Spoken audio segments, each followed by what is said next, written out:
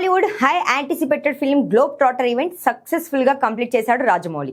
వారణాసిని అత్యంత భారీ బడ్జెట్ చిత్రంగా తెరకెక్కిస్తున్నాడు దర్శక ధీరుడు. Science fiction with mythology touch ఇస్తున్నాడు. అయితే ఈ సినిమాకు ఇప్పటి వరకు 1000 కోట్ల బడ్జెట్ అనుకోగా ఇప్పుడు అడ్వాన్స్డ్ టెక్నాలజీ యూజ్ చేస్తున్న నేపథ్యంలో బడ్జెట్ 1200 కోట్ల నుండి 1500 కోట్ల వరకు పెరిగిందన్నది లేటెస్ట్ టాక్.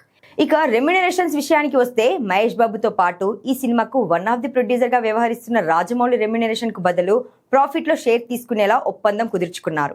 అలాగే ప్రియాంక చోప్రా 30 కోట్ల వరకు చార్జ్ చేస్తున్నట్లు ట్రేడ్ వర్గాలు చెబుతున్నాయి. విలన్ గా కనిపించబోతున్న పృథ్వీరాజ్ సుకుమారన్ కూడా 10 కోట్లకు పైగా చార్జ్ చేస్తున్నాడని టాక్. ఇది కూడా బడ్జెట్ పెరగడానికి కారణమైందట. వారణాసి సినిమా విషయంలో రాజమౌళి ఎక్కడా రాజీ పడటం లేదు. ఈవెంట్ కు కూడా భారీగా ఖర్చు పెట్టించాడని ప్రెజెంట్ ఓ న్యూస్ ట్రెండ్ అవుతుంది. భారీ ఎత్తున ప్లాన్ చేసిన ఈ ప్రోగ్రాం కోసం 30 కోట్ల వరకు వెచ్చించారట. ఎల్ఈడి స్క్రీన్స్, ఇంటర్నేషనల్ మీడియా ప్రతినిధులకు ఆతిథ్యం విషయంలోనే హ్యూజ్ అమౌంట్ ఖర్చయినట్లుగా తెలుస్తోంది. సినిమా మొత్తానికి అటు ఇటుగా 200 కోట్లు కేవలం ప్రమోషన్స్ కోసమే పెడుతున్నారని టాక్ టాలీవుడ్ సర్కిల్స్ లో వినిపిస్తోంది. మొత్తానికి గ్లోబ్ ట్రాటర్ ఈవెంట్ కంప్లీట్ చేసిన సినిమాను మాత్రం రాజమౌళి 2027 సమ్మర్ కు తీసుకువస్తాడా లేదా అనే అనుమానాలు వ్యక్తం చేస్తున్నారు ఫ్యాన్స్.